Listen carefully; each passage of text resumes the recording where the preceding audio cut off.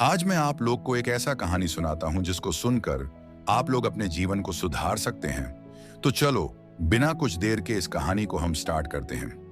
कहानी का शीर्षक है विधि के विधान को कोई नहीं बदल सकता है। एक कथा जो नियति और प्रयास के टकराव को दर्शाती है।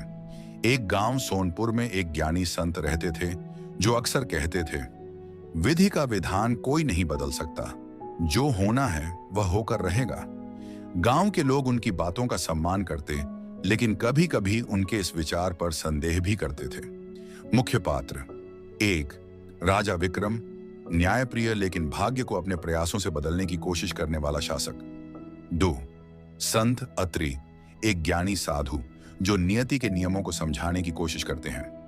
थ्री, गंगा, एक निर्धन किसान की बेटी जिसके भाग्य की परीक्षा होती है।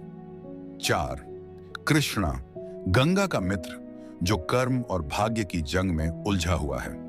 राजा विक्रमसेन उज्जैनी के प्रतापी शासक थे। वे अपनी बुद्धिमत्ता और न्यायप्रियता के लिए प्रसिद्ध थे, लेकिन उनके मन में एक विश्वास गहराई से बैठा था, मनुष्य अपनी तकदीर खुद बनाता है। एक दिन राजमहल में प्रसिद्ध संत अत्रि का आगमन हुआ। राजा ने उनका स्वागत किया और राजगुरु के साथ उन्हें राजसभा में आसन दिया। चर्चा के दौरान राजा ने उनसे पूछा, गुरुदेव, क्या मनुष्य अपने कर्मों से भाग्य बदल सकता है? संत अत्रि मंद मुस्कुराए और बोले, राजन, मनुष्य को अपने कर्म अवश्य करने चाहिए, लेकिन विधि का विधान अपरिवर्तनीय होता है। राजा को यह उत्तर असंतोषजनक लगा। तभी राजगुरु ने कहा, महाराज, मैं एक भविष्यवाणी करना चाहता हूं। कहो राजगुरु, राजा ने उत्सुकता से कहा। कुछ वर्षों के भीतर एक निर्धन किसान की कन्या आपकी पुत्र वधू बनेगी। राजा हंस पड़े। यह असंभव है। एक किसान की बेटी हमारे राज परिवार में कैसे आ सकती है? संत अत्रि ने शांत स्वर में कहा, जो लिखा है वह होकर रहेगा। उस रात राजा विक्रमसेन व्याकुल थे। उन्होंने अपने सेनापति को बुलाया और आदेश दिया, इस राज्य में जितनी भी कन्याएं जन्म लेंगी उनका पता लगाया जाए। यदि कोई निर्धन किसान कन्या जन्म दे तो उसे तुरंत यहां लाया जाए। कुछ ही दिनों बाद सैनिकों को सूचना मिली कि गांव सोनपुर में एक किसान की पत्नी ने एक कन्या को जन्म दिया है। राजा ने आज्ञा दी कि उस कन्या को जंगल में छोड़ दिया जाए ताकि भविष्यवाणी असत्य सिद्ध हो। किंतु नियति का खेल कुछ और था। जंगल में एक संत महर्षि दुर्वासा ध्यान साधना कर रहे थे। उन्होंने शिशु के रोने की आवाज सुनी और उसे उठाकर अपने आश्रम ले गए। उन्होंने बालिका का नाम गंगा रखा और उसे अपनी पुत्री की भांति पाला। गंगा बड़ी होने लगी। वह विद्वानों से वेद शास्त्र सीखने लगी। उसकी बुद्धि तीव्र थी और स्वभाव सरल। एक दिन जब वह नदी के किनारे ध्यान में बैठी थी, तभी वहां से राजकुमार आनंद सेन गुजरे।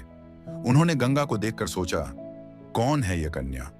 इसकी सरलता और तेजस्विता विलक्षण है। राजकुमार ने महर्षि दुर्वासा से गंगा के बारे में पूछा। महर्षि बोले, यह कन्या किसी महान भाग्य से इस संसार में आई है। राजकुमार उसके सौंदर्य और बुद्धिमत्ता से प्रभावित हुए और उन्होंने महर्षि से उसका विवाह प्रस्ताव रखा। महर्षि सहमत हुए, लेकिन कहा, राजन, यह निर्णय आपके पिता को लेना होगा।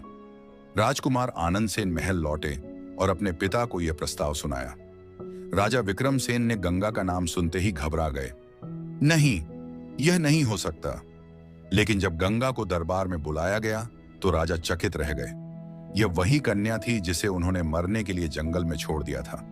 राजा विक्रमसेन ने संत अत्रि से कहा, मैंने इसे जंगल में मरने के लिए छोड़ दिया था, फिर भी यह राजमहल तक आ गई। क्या सच में विधि का विधान अटल है? संत अत्रि ने उत्तर दिया, राजन, तुमने इसे रोकने का प्रयास किया, लेकिन जो लिखा था वह होकर ही रहा।